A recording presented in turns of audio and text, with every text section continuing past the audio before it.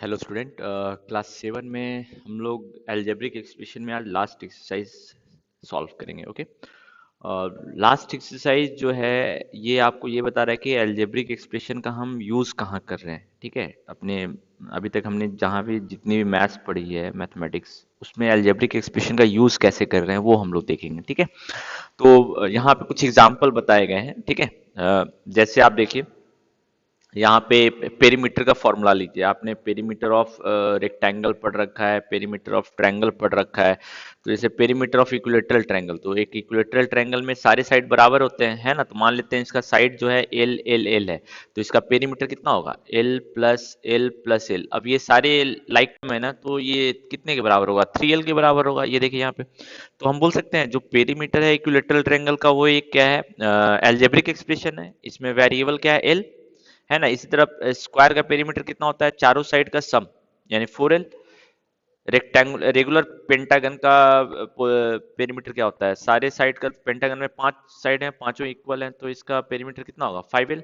तो now you can observe कि ये सारे मेरे क्या हैं, एल्जेब्रिक एक्सप्रेशन है। यानी कि हमने अभी तक कुछ कुछ ऐसे फॉर्मूले भी पढ़े हैं जो किस फॉर्म में है, एल्जेब्रिक एक्सप्रेशन के फॉर्म में है। इसी तरह देखिए एरिया का फॉर्मूला, एरिया का फॉर्मूला, आप area of triangle, area of rectangle क्या होता है, लेंथ इनटू ब्रेथ। तो हम बोल सकते हैं ये एक एल्जेब्रिक एक्सप्रेशन है और इसमें कितना वेरिएबल है, दो वेरिएबल है, एल एंड बी। इसी तरह perimeter, area of square, length का स्क्वायर है ना, तो ये भी एक एल्जेब्रिक एक्सप्रेशन है। एरिया ऑफ ट्रायंगल, ये भी एक मेरा एल्जेब्रिक एक्सप्रेशन है ना। सो ये सारे हमने एल्जेब्रिक एक्सप्रेशन जो है अभी तक पढ़ रखे हैं, है ना। ये हमने ऑलरेडी देख रखा है। नेक्स्ट जो है हम लोग और भी कुछ एप्लीकेशन देखेंगे। ये तो था वो उन सारे एल्जेब्रिक एक्सप्रेशन का एग्जांपल जो हमने पढ़ रखा है। ठीक है, अब कुछ पैटर्न पे बेस्ड हम एल्जेब्रिक एक्सप्रेशन कैसे फॉर्म करेंगे। ओके, ठीक है, तो इसको हम लोग देखते हैं। तो अब जैसे ये एक सीक्वेंस है, देखिए 4 7 10 13 कैरी होता जा रहा है, तो इसके बाद वाला टर्म क्या होगा। तो देखिए 4 और 7 के बीच का डिफरेंस 3 है, इसके बीच का भी डिफरेंस 3 है ना। यानी कि हर बार हम 3 ऐड करेंगे तो हमको आगे का टर्म मिलेगा 16। तो इसके कोरस्पॉन्डिंग हमको एक एल्जेब्रिक एक्सप्रेशन फॉर्म करना है। तो कैसे करेंगे, देखिए, चलिए इसको हम लोग अलग से सॉल्व करते हैं। 4 है, 7 है, 10 है, 13 है, कंटिन्यू है। तो इसके करस्पॉन्डिंग हमको एक एल्जेब्रिक एक्सप्रेशन फॉर्म करना है। तो कैसे हम फॉर्म करेंगे, तो देखिए आप ये चीज कि हर बार हम 3 ऐड कर रहे हैं तो हमको आगे का टर्म मिल रहा है ना। हर बार हम 3 ऐड कर रहे हैं तो फिर नेक्स्ट 3 ऐड करेंगे तो हमको क्या मिलेगा, 16। फिर 3 हम ऐड करेंगे तो हमको क्या मिलेगा, 19। तो अब इसको अगर हम थोड़ा सा एक पैटर्न में लिखें, हम इसको ऐसे लिख सकते हैं, 1 प्लस 4, 1 प्लस 3, है ना। फिर फिर क्या लिख सकते हैं, 1 प्लस 2 इंटू 3, ऐसे लिख सकते हैं। 3 के मल्टीपल में हम जा सकते हैं ना। और क्या लिख सकते हैं, 1 प्लस 3 इंटू 3 लिख सकते हैं ऐसे। तो देखिए 1 प्लस 3 4 हो जाएगा, ये 7 के बराबर है, ये 10 के बराबर है। यानी कि हर एक टर्म को हम कैसे लिख सकते हैं, देखिए 1 और जो ऐड कर रहे हैं 3, है ना। ये भी मेथड है। एक और मेथड से हम इसको लिख सकते हैं, पहला को 4 ही रहने, दूसरा को हम लिख सकते हैं 4 प्लस 3, तीसरे को लिख सकते हैं 4 प्लस 2 इंटू 3, है ना। चौथे को लिख सकते हैं, 13 को क्या लिख सकते हैं, 4 प्लस 2 3 इंटू 3। 16 को क्या लिख सकते हैं, 4 प्लस 4 इंटू 3। ऐसा हम लिख सकते हैं ना। तो ये भी एक मेथड है, ये भी एक मेथड है। दोनों से तब दो अलग अलग एल्जेब्रिक एक्सप्रेशन आएंगे, बट दोनों जो है इसी को रिप्रेजेंट करेंगे। ये भी इसी को रिप्रेजेंट कर रहा है, ये भी इसी को रिप्रेजेंट कर रहा है। तो पहले इस पे आते हैं, इसको जनरल फॉर्म में हम कैसे लिखेंगे। अब आप देखिए क्या चेंज हो रहा है। 1 प्लस, हम बोल सकते हैं 1 इंटू 3 है, प्लस इस अगर इस तरह हम लिखेंगे 1 प्लस 2 इंटू 3, ये डेसिमल नहीं है, ये मल्टीप्लीकेशन का साइन है ना। 1 प्लस 3 इंटू 3, फिर 1 प्लस 4 इंटू 3, ऐसे हम लिख सकते हैं। तो हर बार चेंज क्या हो रहा है वो आप ऑब्जर्व कीजिए। देखिए 1 2 3 4, तो हर बार 3 में क्या मल्टीप्लाई हो रहा है, नेचुरल नंबर मल्टीप्लाई हो रहा है ना। हर बार 3 में क्या मल्टीप्लाई हो रहा है, नेचुरल नंबर। बाकी सारे तो सेम है, 1 भी है इसमें, सारे में 1 है, और 3 भी सारे में है, सिर्फ क्या चेंज हो रहा है, 3 के साथ जो मल्टीप्लाई हो रहा है वो चेंज हो रहा है। तो हम ये जो चेंज हो रहा है ना, इसके जगह पे एक वेरिएबल यूज कर दे रहे हैं n, जहां पे हम मेंशन करेंगे कि n मेरा क्या है। अब आप खुद देखिए 1 2 3 4, तो ये क्या है, natural number, where n is what, natural number. हम यहाँ पे मेंशन करेंगे कि जो वेरिएबल हम यूज कर रहे हैं वो किस तरह का नंबर है ना। तो अब आप ऑब्जर्व कीजिए कि क्या हो रहा है। हम बोले तो ऐसे लिख सकते हैं 1 + n × 3, या इसको अगर और सिंप्लीफाई करते हैं तो 1 + 3 × n, हम ऐसे लिख सकते हैं। तो ये देखिए, इस पूरे जो भी हमारा ये सीक्वेंस था, इसको हमने एक सिंपल एल्जेब्रिक एक्सप्रेशन के फॉर्म में लिख दिया। अब देखिए 1 + 3n जो है ना, 1 + 3n लिखिए या 3n + 1, ये जो है आपके पूरे सीक्वेंस को रिप्रेजेंट कर रहा है। क्यों, अब आप देखिए n हमने ऑलरेडी बोल रखा है नेचुरल नंबर है, तो n का वैल्यू 1 लेंगे तो क्या मिलेगा, n का वैल्यू 1 लेंगे तो 3 × 1 + 1 वैल्यू निकालिए आप। हमने एल्जेब्रिक एक्सप्रेशन का वैल्यू निकालना पड़ा है, तो ये 4 आ जाएगा। n का वैल्यू जब 1 लेंगे तो 4 आएगा, n का वैल्यू जब 2 लेंगे तो कितना आएगा, 6 7 आएगा, n का वैल्यू जब 3 लेंगे तो कितना आएगा, 10 आएगा, n का वैल्यू जब 4 लेंगे तो कितना आएगा, 13 आएगा। तो इससे क्या आपको पता चल रहा है कि हम सारे जितने भी सीक्वेंस के टर्म है उसको एक एल्जेब्रिक एक्सप्रेशन के टर्म में रिप्रेजेंट कर सकते हैं, नहीं कर सकते हैं, कर सकते हैं ना। तो ये एक सिंपल सा क्वेश्चन। इसी तरह नेक्स्ट देखिए, नेक्स्ट में क्या बोल रहा है, यहाँ पे जो एल्जेब्रिक, यहाँ पे जो सीक्वेंस है 3 है, 5 है, 7 है, 9 है, सो ऑन। तो अगला क्या होगा, तो अब आप देखिए हर बार हम क्या ऐड कर रहे हैं, +2 ऐड कर रहे हैं ना, हर बार हम +2 ऐड कर रहे हैं। तो अगला क्या होगा 11, फिर अगला क्या होगा 13, फिर अगला क्या होगा 15, सो ऑन। तो इसके लिए हम क्या एक एल्जेब्रिक एक्सप्रेशन रिप्रेजेंट कर सकते हैं, वो हमको अब देखना है। तो चलिए हम लोग इसको फिर से अलग से सॉल्व करते हैं। आपको सिर्फ ऑब्जर्व करना है कि क्या हो रहा है, 3 5 7 9 11 13 ऐसा ही आएगा। तो हम इसको कैसे लिख सकते हैं, हम इसको लिख सकते हैं 1 + 2, हर बार हमको क्या ऐड करना पड़ रहा है, ट्रू। तो 3 को कैसे लिख सकते हैं, 1 + 2 5 को कैसे लिख सकते हैं, 1 तो हम रहने देंगे। इस यहाँ पे एक बार 2 को हमने लिखा, यहाँ पे हम 2 को कितनी बार लिखेंगे, 2 बार। तो 2 × 2 4, 4 + 1 5। इसमें हम कैसे लिखेंगे, 1 + 2 × 3 है ना। सो 2 × 3 कितना हो जाएगा 6, 6 + 1 कितना हो जाएगा 7, 1 + 2 × 4 9 हो जाएगा, है ना। तो अब आप यहाँ पे देखिए कि क्या चेंज हो रहा है, यहाँ पे जो चेंज होने वाला चीज है वो है 1 2 3 4, सो ऑन।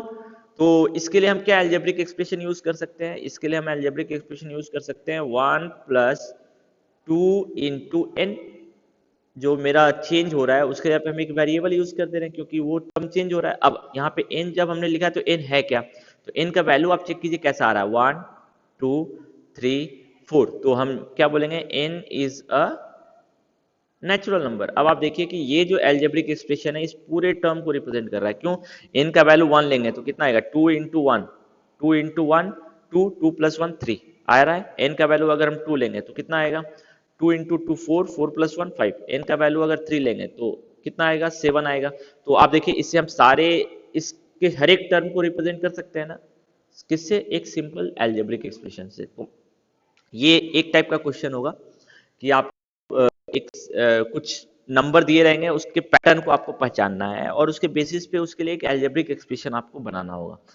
ठीक है, अब आप देखिए अपने एक्सरसाइज में देखिए यहाँ भी है, तो अब मेरे ख्याल से आप बना सकते हैं। यहाँ पे देखिए इसने बना के दिखाया है ऑलरेडी, इसके लिए क्या एल्जेब्रिक एक्सप्रेशन बनेगा, 5n है ना, फिर 5 8 क्या तो एल्जेब्रिक एक्सप्रेशन चेंज भी कर सकते हैं आप, अपने हिसाब से भी बना सकते हैं। जरूरी नहीं है कि इसका जो फॉर्मूला हो मैच करे, बट आप वैल्यू पुट करके देख लीजिए कि सारे मैच कर रहे हैं या नहीं मैच कर रहे हैं, ये भी हमारे लिए इंपॉर्टेंट है। ठीक है, तो अब आप देखिए कि यहाँ पे observe the pattern of the digit made from the line segment of equal length. You will find such segment digit on the display of electronic watches और calculator, है ना। इस पैटर्न को ऑब्जर्व करना है, पहले 6 था, फिर कितना हुआ 11 हुआ, फिर 16 हुआ, फिर 21 हुआ। तो कि हर बार हम कितना ऐड कर रहे हैं, 5 ऐड कर रहे हैं ना। तो हम 6 को क्या लिख सकते हैं, 1 + 5। 11 को क्या लिख सकते हैं, 1 + 5 × 2 है ना, यहाँ पे 5 × 1 है ना। 16 को क्या लिख सकते हैं, 1 + 5 × 3 है ना। 21 को क्या लिख सकते हैं, 1 + 5 × 4। तो इसके बेसिस पे देखिए 5n + 1 है। इसी तरह ये भी पैटर्न है, ये भी पैटर्न है। ओके, तो इसने तो ये बता दिया। अब क्या बोल रहा है, if the number of digit formed is taken to be n, the number of segment required to form n digit is given by algebraic expression appearing on the right side, है ना। इससे हम इस सारे लाइन सेगमेंट के बारे में बता सकते हैं कि कितना लाइन सेगमेंट हमको यूज करना पड़ रहा है। ठीक है, यहाँ पे देखिए 6 है ना, तो कितने लाइन सेगमेंट यूज करने पड़े, 1 2 3 4 5 6। तो 6 क्या रिप्रेजेंट कर रहा है वो आपको समझ में आ रहा है।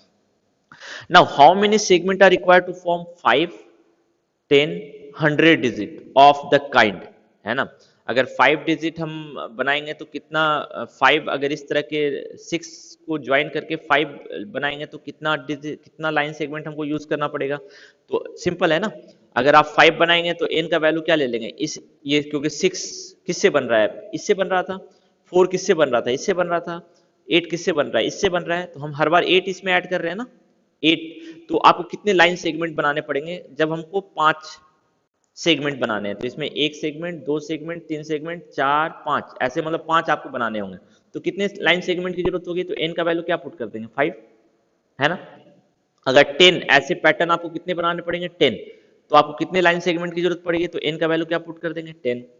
अगर 100 चाहिए तो n का वैल्यू क्या पुट कर देंगे, 100। तो आप पता कर सकते हैं ना कि अगर मुझे ऐसे सेगमेंट 6 को कितनी बार जोड़ना पड़ेगा, 5 बार, एक बार, है ना, मैं यहाँ पे लाइन सेगमेंट नहीं बना रहा हूँ, फिर 2 बार, है ना, 3 बार, 4 बार, 5। तो इसमें कितने लाइन सेगमेंट लगे होंगे वो आपको काउंट करना होगा, है ना। तो अब काउंट करने से अच्छा है कि हमको ऑलरेडी अलजेब्रिक एक्सप्रेशन पता चल गया है, तो हम उसमें n का वैल्यू पुट कर देंगे। ठीक है, तो मेरे ख्याल से आपका जो क्वेश्चन नंबर 1 है ये आप सॉल्व कर सकते हैं। ठीक है, अब आते हैं क्वेश्चन नंबर 2 पे। Now use the given algebraic expression to complete the table of the pattern. आपको टेबल कंप्लीट करना है, तो अलजेब्रिक एक्सप्रेशन दिए रखा है, n का वैल्यू 1 तो 1 आएगा, n का वैल्यू 2 तो 3 आएगा। आप कैलकुलेट कर सकते हैं, तो n का वैल्यू अगर 100 है तो क्या होगा, n के जगह पे क्या पुट कर देंगे, 100। तो n का वैल्यू, n के जगह पे 100 पुट कर देंगे तो कितना आएगा, आप देखिए 2 इंटू 100 माइनस 1 तो कितना हो जाएगा, 99, 200 माइनस 1 199। तो इसका वैल्यू कितना होगा, 199। इसी तरह आपको इस टेबल को कंप्लीट करना है ना। तो मेरे ख्याल से अब आप इसको कंप्लीट कर सकते हैं। ठीक है, आपको समझ में आया, ये आपका एक एप्लीकेशन हो गया अलजेब्रिक एक्सप्रेशन का। ठीक है, तो आप इसको कंप्लीट कीजिएगा। ठीक है, हमने देखिए यहाँ पे, ये तो अलजेब्रिक एक्सप्रेशन इसमें फॉर्म करना नहीं सिखाया था, बट हमने कुछ क्वेश्चन देखे जिसमें हम अलजेब्रिक एक्सप्रेशन फॉर्म कर सकते हैं। ठीक है, तो मैं आपको कुछ एक क्वेश्चन दे दे रहा हूँ होमवर्क के तौर पे, आप इसका अलजेब्रिक एक्सप्रेशन बनाइएगा। आपके बुक में तो नहीं दिया हुआ है, जैसे 7 11 15 19, इसका क्या अलजेब्रिक एक्सप्रेशन बनेगा, ये आपका होमवर्क है। क्वेश्चन नंबर 1 2 11 16 21 26, इसका अलजेब्रिक एक्सप्रेशन। सो इन दोनों क्वेश्चन का आप अलजेब्रिक एक्सप्रेशन खुद से फॉर्म कीजिएगा। चलिए मैं एक और दे दे रहा हूँ, 2 4 6 8 16 सो ऑन, 6 नहीं है यहाँ पे, ठीक है, नहीं, 2 4 6 8 10 10 12 14 16 सो ऑन, इसका अलजेब्रिक एक्सप्रेशन भी आपको फॉर्म करना है। ठीक है, तो आप इन 3 क्वेश्चन का अलजेब्रिक एक्सप्रेशन फॉर्म कीजिएगा, क्या होगा। अभी हमने कुछ ऐसा क्वेश्चन डिस्कस किया था। ठीक है, तो ये आपका जो अलजेब्रिक एक्सप्रेशन का जो चैप्टर है ये आपका कंप्लीट हो गया। ओके, तो इसको कंप्लीट कीजिएगा।